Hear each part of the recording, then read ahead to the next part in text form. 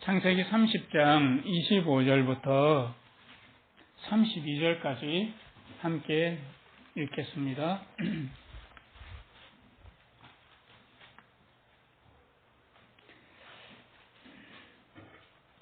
우리 같이 읽을 때에 그 삼촌이 야곱이 나는 고향으로 돌아가겠습니다 라고 할 때 만류하거든요. 야곱을 어떤 사람으로 보았길래 만류했을까를 한번 좀 생각해 보았으면 좋겠습니다. 우리 같이 25절부터 32절까지 읽겠습니다. 라헬이 요셉을 낳은 때에 야곱이 라반에게 이르되 나를 보내어 내 고향 내 본토로 가게 하시되 내가 외삼촌에게서 일하고 얻은 처자를 내게 주어 나로 가게 하소서. 내가 외삼촌께 한 일은 외삼촌이 아시나이다. 라반이 그에게 이르되 여호와께서 너로 인하여 내게 복 주신 줄을 내가 깨달았노니 내가 나를 사랑스럽게 여기거든 유하라. 또 가로되 내 품삯을 정하라. 내가 그것을 주리라. 야곱이 그에게 이르되 내가 어떻게 외삼촌을 섬겼는지 어떻게 외삼촌의 짐승을 쳤는지 외삼촌이 아시나이다. 내가 오기 전에는 외삼촌의 소유가 적더니 번성하여 때를 이루었나이다. 나의 공력을 따라 여호와께서 외삼촌에게 복을 주셨나이다. 그러나 나는 어느 때에나 내 집을 세우리까. 라반이 가로되 내가 무엇으로 내게 주랴. 야곱이 가로되 외삼촌께서 아무것도 내게 주실 것이 아니라 나를 위하여 이 일을 행하시면 내가 다시 외삼촌의 양떼를 먹이고 지키리이다. 오늘 내가 외삼촌의 양떼로 두루 다니며 그 양 중에 아롱진 자와 점 있는 자와 검은 자를 가리어내며 염소 중에 점 있는 자와 아롱진 자를 가리어내리니 이 같은 것이 나면 나의 삭시 되리이다. 네. 야곱이 아버지 아래 있을 때, 부모 아래 있을 때에는 야곱은 어떤 사람이었습니까? 이 라반이 도대체 야곱을 어떤 사람으로 여겼길래 야곱을 붙잡았을까요? 가지 말라라고 붙잡았을까요? 한번 좀 그 차이를 생각해 보시면 좋겠습니다. 야곱이 부모 아래 있을 때에 야곱은 어떤 생각이 많았을까요? 나는 왜 둘째로 태어나가지고 이 장자권을 받지 못하고 형이 전부를 다 차지하게 되지? 하고 그렇게 생각하면서 그의 마음속에 이 불만스러운 마음, 원망스러운 마음이 가득하지 않았겠습니까?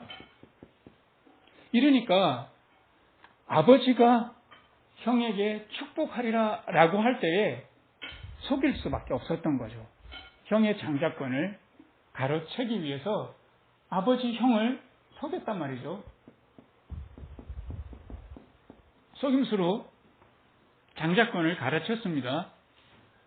이렇게 불평과 원망이 가득하고 속임수가 가득한 그런 사람으로 라반이 자기 조카를 봤다면 붙잡았겠냐고요. 그렇게 보지 않은 거예요. 이 외삼촌이 볼 때는요. 어떤 사람을 보았겠습니까? 복 있는 사람으로 보았을 겁니다. 27절을 보면 라반이 어떤 말을 하는가 하면 우리 같이 한번 읽겠습니다. 라반이 그에게 이르되 여호와께서 너로 인하여 내게 복 주신 줄을 내가 깨달았노니 내가 나를 사랑스럽게 여기거든 유하라. 이렇게 이야기를 합니다. 그러니까 사실은 이 라반이 야곱의 부모 아래 있었을 때의 그런 모습을 생각할 때는 도부주모이지 잡을 수 있는 그런 성격이 아닌 거예요. 아주 얍삽하고 야비하고 이런 성격인데 이렇게 뭔가가 변했던 거예요. 야곱의 삶에 어떤 변화가 있었는데 실제로 하나님께서 부모 아래에 있는 이 야곱은 도저히 철들 것 같지 않은 거예요. 야곱을 하나님께서 축복하리라고 야곱이 태어나기 전서부터 해서 야곱에게 축복하리라 예정을 하셨는데 부모에게서 떠나게 했던 겁니다. 아직도 만약에 우리 마음이 부모 아래에 있다면 부모에게서 떠나야 되는 거예요. 뭔가 불평스럽고 뭔가 부모가 원망스럽고 뭔가 부모가 나에게 해줄 것 같고 아직까지 부모 아래에 있는 거예요. 부모를 떠나야 되는 거죠. 그래서 만약에 부모 아래에 있었다면 야곱이 어떤 마음이 부모 아래에 있었다면 어떤 마음이었을까를 한번 생각해 보자고요. 지금 야곱이 외삼촌 집에서 몇 년째 있는 중입니까? 7년이요? 지금 요 순간은 야곱과 외삼촌이 뭔가 계약을 맺는 중인데요. 14년을 지냈습니다. 그러니까 야곱이 지금 나이가 몇 세쯤 됐을까라고 예상합니까? 80. 근데 야곱이 부모님 아래서 떠날 때가 77세였습니다. 77세라도요. 사람이 부모 아래 있으면 철이 안 든다는 거죠. 그래서 하나님께서 그를 불러내셔요. 그래서 14년 동안 삼촌 집에서 지내게 되는데 14년 지냈으니까 지금 몇 살입니까? 91세입니다. 91세에 하나님의 손에 붙들린 야곱인 거예요. 만약에 한번 생각해 보세요. 14년 동안 야곱은 무슨 품삯을 받았습니까? 품삯 받은 거 있나요? 품삯 받은 거 전혀 없어요. 대신에 뭐를 받았습니까? 아내 둘을 받은 거예요. 그러니까 그것은 야곱이 그렇게 계획한 겁니까? 아니면은 외삼촌이 속인 겁니까? 외삼촌이 속인 거예요. 이런 상황에 만약에 우리가 무임금으로 노동을 14년 했다. 만약에 해바라기님이 그런 상황이라 하면 그 외삼촌은 어떤 낯으로 볼까요? 14년 동안 무임금으로 사실은 이 야곱이 오도 가도 못하는 상황인 것을 야곱이 외삼촌한테 첫날에 오자마자 다 이야기할 수밖에 없어서 너무 반가운 나머지 내가 아버지도 속이고 형도 속여서 형이 나를 죽이려 할까봐 내가 삼촌 집에 도망왔습니다 라는 전모를 다 이야기하니까 라반이 요놈 알겠어 너 오도 가도 못한다고 하고서 단단히 야곱을 부려먹기로 작정을 한 거예요. 14년 동안 이 야곱을 속이면서 무임금 노동을 시킨 거예요. 유리바람님 마음이 어떨까요? 유리바람님이 이 상황이라면 매일마다 그 삼촌을 봐야 된다. 화나지 않겠습니까? 원망스럽고요. 난 이게 도대체 뭔가 그렇게 원망스럽고 화가 나면 이 기력이 떨어져요. 그래서 무기력하게 되고요. 아무것도 하기 싫고 태만하게 되는데 야곱은 그렇지 않았던 것 같아요. 만약에 무기력하게 가만히 있거나 태만했거나 그러면 라반이 좀 더 머물러 달라. 내가 좀 사랑스럽게 보이거든. 누가 사랑스럽게 보이겠어요. 내가 사랑스럽게 보이거든. 좀 여기 머물러 달라. 이렇게 말하지 않았을 거예요. 대단히 달라졌던 거예요. 말하자면. 그래서 야곱이 그 하나님의 무엇을 만났는가 하면 하나님께서 베델에서 나를 축복을 하셨지. 그 하나님의 능력의 하나님께서 나를 지금까지 이끌고 계시지 라고 하는 것을 부모를 떠나보니까 경험하는 거예요. 부모를 떠나기 전에는 77세까지라도요. 사실은 그 이삭이 그 부모가 가난한 사람이었을까요? 굉장히 큰 부자였을까요? 왕이 시기할 정도로 굉장히 큰 부자였고 족장이었습니다. 그 족장의 둘째 아들이었으니까 뭔가 일하는 거, 목자로 일하는 거 배웠을까요? 배우지 않고 일하지 않았을 겁니다. 그래서 게다가 야곱은 성격이 여성적이라서 바깥에서 들에서 일했습니까? 어머니랑 같이 음식하는 거 잘했습니까?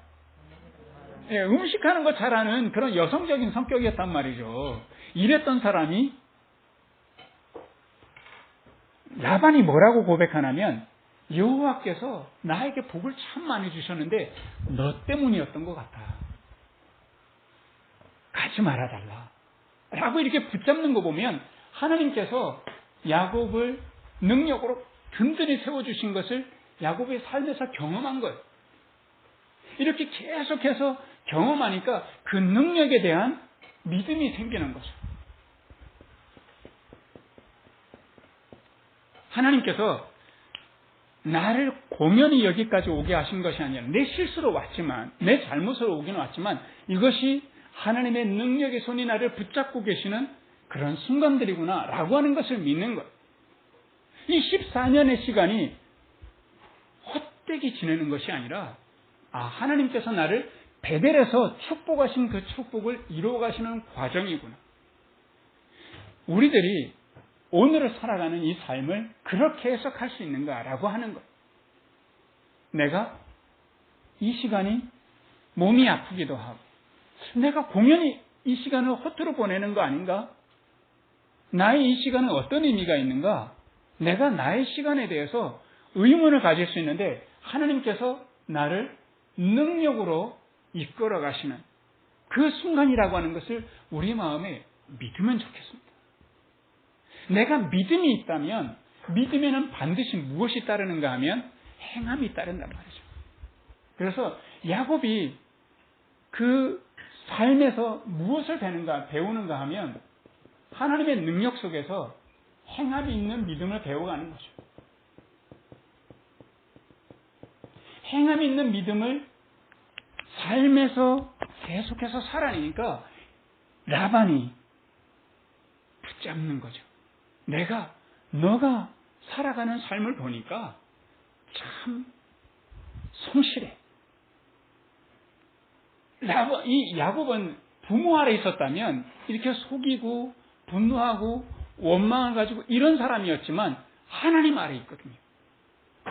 그래서 비록 라반은 그 삼촌은 끊임없이 이 야곱을 속여도 야곱의 마음 속에는 이 시간이 속임을 당하는 시간이라기보다 차라리 하나님의 능력이 나를 붙잡고 계시는 순간이라고 하는 것을 그는 깨달았던 거예요. 오늘 이 순간 하나님의 능력의 손길이 우리를 붙잡고 계시는 것을 꼭 기억하시면 좋겠습니다. 그것을 마음에 새기는 분들은 삶이 어떤 모습으로 나타나는가 하면 어떤 믿음이요? 행함이 있는 믿음으로 드러난다는 거죠. 하나님께서 베델에서 내가 너를 사랑으로 지켜주고 끝까지 내가 너를 인도하리라 약속하셨던 그 사랑의 하나님을 야곱이 어떻게 경험하는지 한번 보자고요. 그러면서 이렇게 붙잡으면서 이 라반이 품삯을 28절을 보시면 내가 정하겠다라고 하겠습니까? 합니까? 아니면 품삯을 네가 정해라 합니까?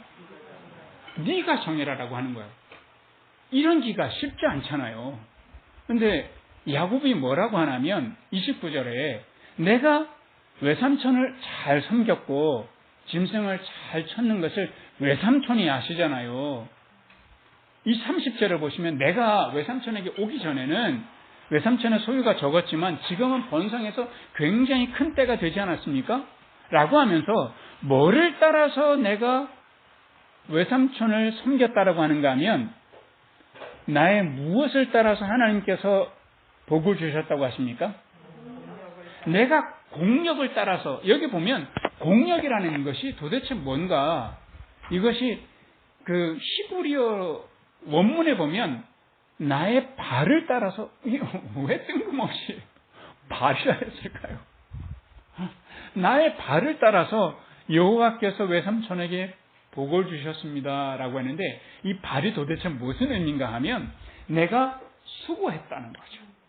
내가 수고했는데 하나님께서 나를 사랑하는 줄 믿기 때문에 끊임없이 수고하는 그런 사랑을 아끼지 않았다는 거죠. 하나님께서 나를 사랑하셔서 내가 아버지 집에 있었으면 참 철부지로 그냥 나이가 먹어도 철부지로 있었을 텐데 하나님께서 나를 이 14년 동안에 어떻게 나를 사랑으로 이끌어 가셨냐면 나는 아무 계획이 없었는데 우리 아버지는 아들이 쌍둥이밖에 없었는데 지금 14년이 지나고 난 다음에 아이가 몇 명이 생겼을지 한번 상상해 보십시오. 몇 명이 생겼을까요? 크게 한번 상상해 보세요. 몇 명이 생겼을까요? 8명. 아이고, 14년 동안에 아이가 8명이면 거의 매년 생겼게요. 몇 명 생겼을까요? 8명 아닙니다. 8명보다 더 많을까요? 적을까요? 더 많았어요. 이 레아와 라헬이 서로 경쟁하듯이 아가를 가졌어요. 남편의 사랑을 더 차지하려고요. 그러다 보니까 지금 14년째 요셉이 태어났는데요. 요셉이 11번째 아들입니다. 그리고 딸이 하나 있었어요. 그러니까 모두 아이가 몇 명이 태어난 겁니까? 12명의 아이가 태어난 거예요. 그리고 처첩이 몇 명이 생겼습니까? 이 자매 둘이 이렇게 아내가 되었는데 각자 여종을 데리고 왔잖아요. 그래서 서로 시기하면서 질투하면서 자기 여종을 첩으로 준 거예요. 그러니까 처첩 몇 명이 생겼어요? 4명이 생긴 거예요. 그래서 거기서 처첩이 4명이 생기면서 무엇을 경험하는가 하면 아니 내가 뭐라고 저 사람들이 저렇게 내 사랑을 갈구할까? 내가 아무것도 아닌데 나는 가진 것도 아무것도 없는데 내가 남편이라고 이 아이들은 그렇게 나를 따르고 저 여인들을 이렇게 나의 사랑을 갈구하나? 보니까 내가 주님의 그 베델의 축복을 받은 나는 사랑의 사람인 거죠. 그러니까 이 12명의 아이들 그리고 4명의 아내 야구까지 하자면 한솥밥을 먹을 때 한번 상상을 해봅시다. 몇 명이 같이 먹어요? 17명이 같이 먹는 거예요. 이게 큰일인 거예요, 정말. 이게 엄청난 일인 거죠. 이게 몇 인분 밥을 해야 되냐면 애들이 그러고 막 엄청 많이 먹을 거 아니겠습니까? 남자애들이 11명이니까 막 이게 시너지가 효과가 있어가지고 1명 먹는 거하고 3명 먹는 거하고 다르고요. 3명 먹는 거하고 10명 먹는 게 다른데 애들 그러니까 한 30인분 밥을 해야 되는 거예요. 말하자면요. 청소년 때 보니까 성민이도 밥 먹는 거 엄청 많이 먹고 잘 먹더라고요. 그러니까 이 가족을 책임져야 되는데 사실은 야곱이 14년 동안 어떤 사랑을 경험하는가 하면요. 실제로 누가 자기는 부모를 속였는데 이제는 14년 동안 누가 계속해서 자기를 속였어요? 삼촌이 계속해서 자기를 속였어요. 불만과 원망 속에서 계속 시기하고 질투하는 이가 누구죠? 아니 지금 그 14년 동안이요. 자기 옆에 있는 아내 둘이 끊임없이 불평하고 원망하면서 서로 싸우고 머리 계산하고 막 그래서 서로 아이를 가지려고 서로 자기를 차지하려고 하고 그러면서 무엇을 받는가 하면 자기를 받겠죠. 내가 아버지 아래서 형하고 끊임없이 다투면서 형을 속이고 아버지를 속였던 그런 모습을 거울처럼 자기를 본 거죠. 그러면서 하나님께서 이렇게 불러내신 것만 해도 얼마나 감사해요. 그래서 14년 동안 나는 무임금으로 노동을 하고 있지만 이렇게 나에게 사랑 고픈 사람들이 몇 명이나 있냐면 16명이나 있는 거예요. 제가 밤에 음식물 쓰레기를 버리다가 뒤안으로 가는데 뭐가 싹 따라오는 게 느껴졌는데 깜짝 놀랐어요. 깜깜한데 그 강아지가 저를 쫄락쫄락 쫓아오는 정말 이 손바닥만한 강아지가 제가 뭐라고 찔찔하게 제가 외출을 하면 이 대문에서 하염없이 저를 쳐다보고 있는 거예요. 근데 이렇게 16명이 야곱을 하염없이 쳐다보고 있는 걸 생각해보세요. 하나님께서 나를 이렇게 축복하셔서 나를 사랑의 사람으로 채우시고 사랑으로 채워주시고 책임지라고 하셨구나. 그래서 저 삼촌을, 나를 속이는 삼촌을 원망의 눈으로 보지 않고 나를 사랑으로 연단하는 도구로 봤던 거죠. 만약에 그렇게 나를 속이는 사람으로만 봤다면 그 외삼촌을 어떻게 내가 섬겼는지 외삼촌이 아시죠? 라고 할 수 있겠냐고요. 내가 외삼촌의 그 짐승들을 어떻게 섬겼는지 외삼촌이 아시잖아요. 감히 이런 말은 못하죠. 하나님의 사랑을 경험했던 거예요. 그러니까 나의 공력을 따라서 발이 부르트르도록 열심히 뛰었던 거죠. 그래서 정말 하나님의 사랑을 안다면 수고하는 사랑을 아끼지 않는다는 거죠. 그 마음속에 불평과 원망이 자리 잡을 시간이 없는 거예요.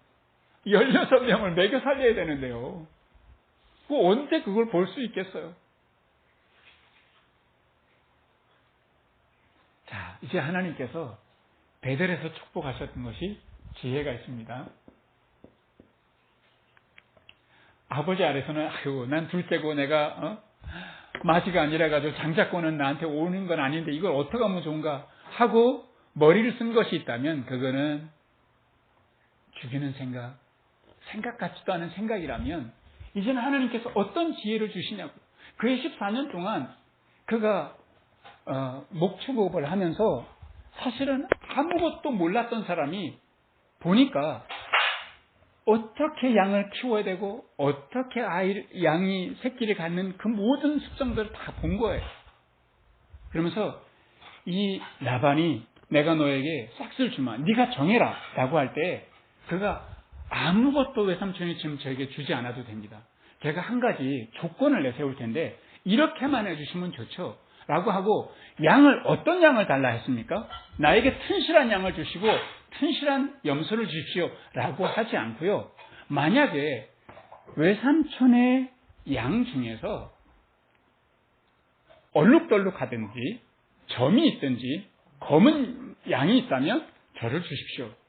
그리고 염소 중에서 얼룩덜룩하든지 아니면 점이 있든지 그러면 저에게 주십시오. 한번 생각해 보세요. 이런 양과 염소가 흔합니까? 아니면 아주 희귀합니까? 양은 보통 무슨 색깔입니까? 흰색이고 염소는요? 검은색인 거예요. 요거는 싹 떼고 나머지에 얼룩덜룩한 것이 있든지 점이 있든지 이러면 날 달라는 거예요. 그러니까 라반이 뭐라 했겠어요? 옳았구나. 그러자. 그런 경우가 거의 없기 때문에요. 그래서 라반이 그날 저녁에요. 실제로 그런 놈이 있는가 하고서 양떼를 쫙 살피면서 그런 놈들이 잘 있으면 다 모아가지고요. 누구 줬을까요? 자기 조카 줬을까요? 아들들 다 줘버렸어요. 다 줘버리고 그리고 이 아주 아마 허술한 놈들 몇 마리는 야곱한테 주면서 이 서로 떼어놨는데요. 며칠 길을 가게 했냐면 사흘 길을 가야 되는 이 거리를 완전히 떼놓은 거예요. 그러니까 이 라반이 정말 야비한 사람인 거죠. 이 야곱을 그렇게 14년 동안 자기 누구의 무슨 관계예요? 조카이면서 또 뭐예요? 조카이면서 사위잖아요. 그러면 좀 넉넉하게 줄만도 한데, 그거 자기 딸 둘이 갖고요. 손주가 몇씩이나 있어요? 12이나 있으면 좀 할아버지답게, 아버지답게 좀 이렇게 베풀어 있게 좀 뭔가 그거 말이 되냐 하면서 튼실한 양들을 좀 줄만도 한데, 이게 좀 문제 있는 양들은 싹 다 걸러가지고 자기 아들들한테 다 줘버린 거예요. 그리고 사흘 길을 떼놓고 이러니 야곱이 입맛이 딱 떨어질 만도 한데 야곱은 그것에 하나님께서 나를 어떻게 인도하시는지를 보았기 때문에 거기서 절망하지 않고 도리어 소망을 갖더라는 거죠. 그래서 하나님의 능력과 사랑과 지혜를 갖는 사람 마음속에 믿음과 사랑과 소망과 믿음과 사랑을 갖더라는 거예요. 그리고 그가 14년 동안 경험했던 어떤 경험이 있는가 하면 이것이 과학적이냐, 이것이 합리적이냐 따질 것이 아닌 거예요. 야곱은 그렇게 경험한 거예요. 이 양들이 새끼를 뵐 때에 물가를 찾아올 거 아니겠습니까? 그럴 때 물가에다가 나무 껍질을 이렇게 플라타나스 같은 나무 껍질 있잖아요. 플라타나스 여러분들 어떤 나무 껍질이 어때요? 얼룩덜룩하잖아요. 그 나무 껍질을 벗겨가지고 이렇게 물 속에 놔두면 얘네들이 그거를 보고 얼룩덜룩한 양을 갖더라, 염소를 갖더라 라고 하는 거를 야곱은 경험을 한 거예요. 이게 정말 과학적이냐 합리적이냐 이렇게 따질 것은 아닌 거예요. 야곱이 그냥 그렇게 경험한 거예요. 그의 14년 동안 잘 보고 매 순간 만약에 불평과 원망이 그 마음속에 왜 삼촌이 나를 이렇게 속였어? 저 여자들은 왜 이렇게 나를 가지고 들들 볶아? 이렇게 했다면 그런 거 보지 못했을 거예요. 그런데 면밀히 보니까 이렇게 얼룩덜룩한 것을 갖다 놓으면 새끼들을 저렇게 놨더라라고 하는 것을 임상적으로 경험한 거예요. 그래서 삼촌의 튼실한 양들이 새끼를 가질 때쯤 되면 이렇게 얼룩덜룩한 나무가지를 갖다 놓고 또 허약한 거 갖다 놓으면 그냥 물만 먹이게 했던 거죠.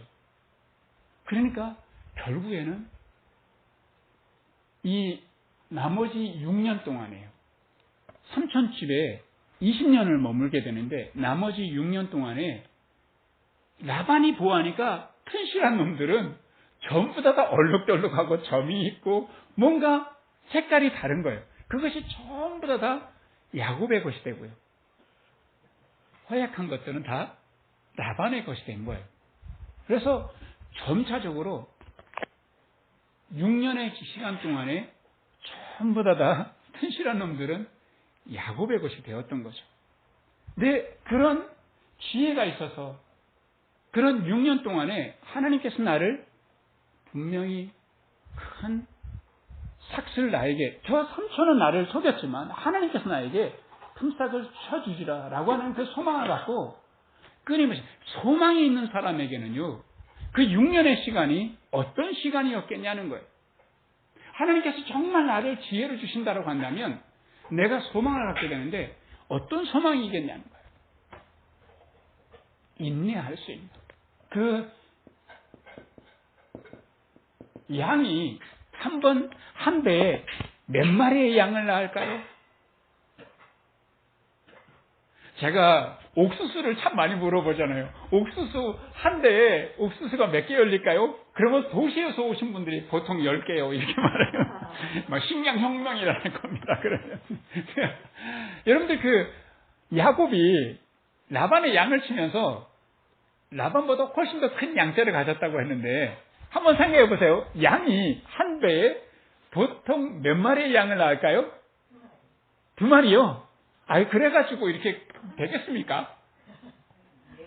4마리? 이러면 식량혁명이 일어날 겁니다. 보통 한 배에 1마리. 예. 많을 때 쌍둥이가 태어난다 그래요. 염소는요, 한 배에 몇 명이나 태어날까요? 우리 강아지는 나리꾼이나 저나 수민이가 제가 아기 뵀을 때, 나리가 아기 뵀을 때 엄청 걱정했다니까요. 진돗개가 많이 나오면 8마리까지 낳는다고 그래가지고. 그런데 염소는 많이 나오면 2-3마리래요. 그러니까 얼마나 이 인내심을 갖고 정말 이 하나님께서 나를 축복해 주시라, 나의 품삯을 확실히 쳐주시라는 소망을 갖고 인내심이 없으면 어떻게 그렇게 계속해서 6년 동안 치열하게 살 수 있겠냐고요. 끊임없이 하나님께서 나에게 지혜 주신 것을 믿고 이 소망을 가지고 계속해서 인내해 갔던 거죠. 하나님께서 부모 안에 있어가지고는 철이 없으니까요. 불러내신 거예요. 불러내시면서 내가 너를 복주리라. 내가 너에게 능력과 상과 지혜를 내가 충만히 주리라. 경험해보라는 거죠. 여호와의 선하심을 우리가 한번 뒤돌아보자고. 우리 삶에서 여러분들은 이 땅에 태어났을 때 뭐 갖고 태어나셨어요? 우리 사랑님은 이렇게 멋있는 남자 만날 줄 알았어요? 아이고 또 이렇게 고웃음 치시는 거 봐요. 뭐 멋있어? 몰랐잖아요. 네. 유리바람님은 뭐 이렇게 4, 50년 동안 먹고 살 것 갖고 태어나셨어요? 아니었잖아요. 빈손으로 왔잖아요. 네. 우리가 이렇게 빈손으로 왔는데 하나님께서 우리 이런 날을 지금까지 이끌어 주신 거 한번 생각해 보자고. 그 하나님의 능력과 사랑과 지혜가 아니면 오늘 내가 이렇게 살 수 있었겠냐고요. 홍차님 그쵸? 홍차님이 실력이 있어서 그랬습니까? 할렐루야. 네. 하나님의 능력과 사랑과 지혜를 우리가 살았잖아요. 내가 그거를 믿는다면 내 마음속에 믿음과 사랑과 소망을 내가 가질 수밖에 없죠. 이렇게 믿음과 사랑과 소망이 있다면 나는 어떤 믿음이요? 행함이 있는 믿음을 갖게 되고 어떤 사랑이요? 수고하는 사랑이요. 어떤 소망입니까? 인내하는 소망을 갖게 되는 겁니다. 이 부분을 우리 가슴에 새기고 살았으면 좋겠습니다. 그럴 때 우리가 부모의 아래서 있었던 모든 철없는 티를 다 벗어버리고 하나님의 사람으로 하나님의 복을 나도 누리고 또 내 이웃도 내 가정도 함께 누리게 하는 복의 사람으로 살아가게 되는 거죠. 하나님께서 우리를 그렇게 부르셔서 그렇게 우리를 인도해 가시겠다는 거예요. 야곱을 베델에서 축복을 주시고 20년 동안 정말 고생을 참 많이 했지만 야곱은 끝끝내 하나님의 능력과 사랑과 지혜 속에서 큰 복을 누리고 삼촌 집에서 나오게 되는 거예요. 우리들을 하나님께서 이렇게 야곱처럼 불러주셨어요.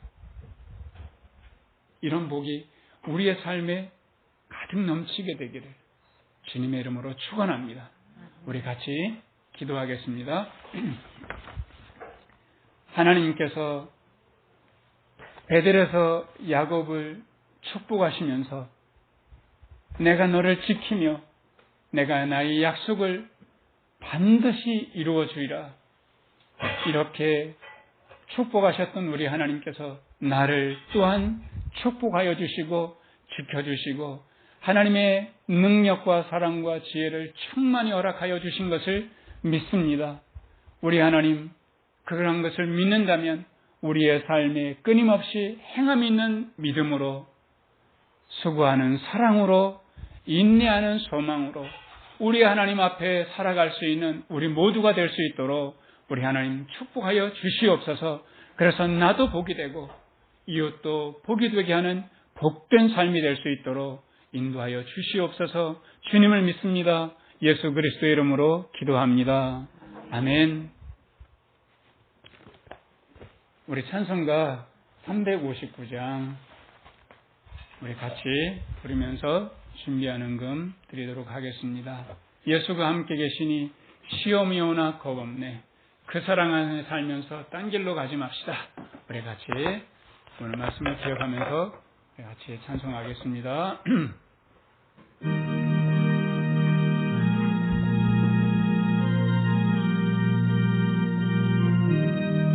예수가 함께 계시니 시험이 오나 겁없네. 기쁨의 근원 되시는 예수를 위해 삽시다. 날마다 주를 섬기며 언제나 주를 기리고 그 사랑 안에 살면서 딴 길로 가지 맙시다. 이 세상 사는 동안에 그 이름 증거하면서 무한한 복나 주